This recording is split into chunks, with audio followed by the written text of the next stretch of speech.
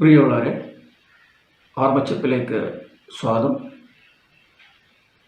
ഗാസയിൽ യുദ്ധം കൊടുമ്പിരിക്കൊള്ളുകയായിരുന്നു.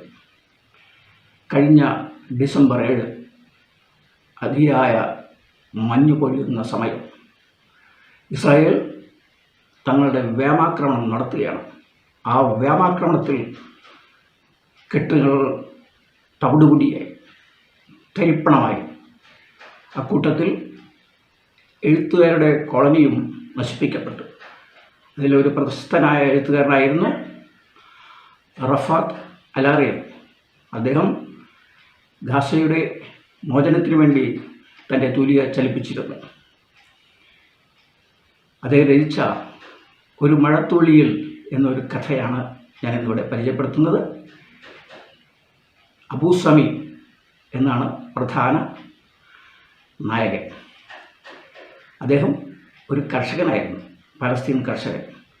ഒരു ദിവസം തൻ്റെ ചെറിയ ഭൂമിയിൽ കളപറിക്കാൻ വേണ്ടി പോവുകയായിരുന്നു. കളപറിക്കാൻ പോകുമ്പോൾ തൻ്റെ ഭാര്യ അലീന അബു പറഞ്ഞു, മഴ വരും എന്ന് പറഞ്ഞു. ആ സ്ത്രീ ഒരുപിടി മൺതരി വാരിയെടുത്ത് അതിനോട് മന്ത്രിച്ച് കാലാവസ്ഥ പ്രവചിക്കുന്ന ഒരു സ്വഭാവമുണ്ടായ സ്ത്രീയാണ്. അബു അത് കേൾക്കാതെ വകവയ്ക്കാതെ പോവുകയാണ്.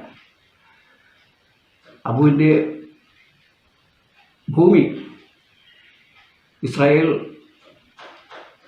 ഭരണകൂടം ഭാഗിച്ച് അവിടെ ഒരു മതിൽ കെട്ടിയിരുന്നു. കുറച്ച് കഴിഞ്ഞപ്പോൾ മഴ പെയ്യാൻ തുടങ്ങി. മഴ പെയ്തപ്പോൾ അബുവിന് കുടയില്ല, തൊപ്പിയില്ല. അപ്പോൾ എന്തു ചെയ്തു? ആ മതിലിൻ്റെ അരികിലേക്ക് ചേർന്ന് നിന്നു.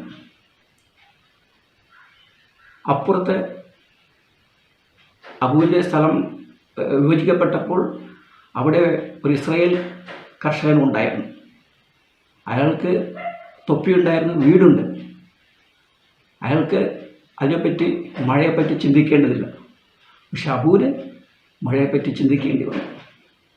ഇവിടെ നഷ്ടപ്പെട്ടവൻ്റെയും അതുപോലെ തന്നെ നേടിയവൻ്റെയും വിപരീത മുഖങ്ങളാണ് റഫാത്ത് വരച്ചു കാണിക്കുന്നത്. അദ്ദേഹം മരിക്കുന്നതിന് മുമ്പ് പറഞ്ഞിരുന്ന ഒരു വാചകം, ഞാൻ മരിക്കുകയാണെങ്കിൽ എൻ്റെ കഥ അറിയിക്കണം എല്ലാവരെയും. മാത്രമല്ല, എൻ്റെ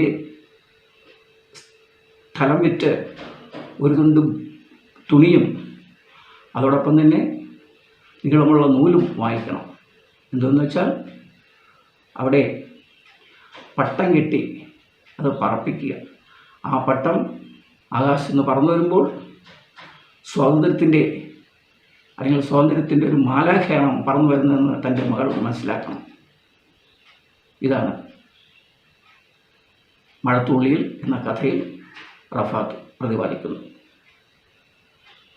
നന്ദി, നമസ്കാരം.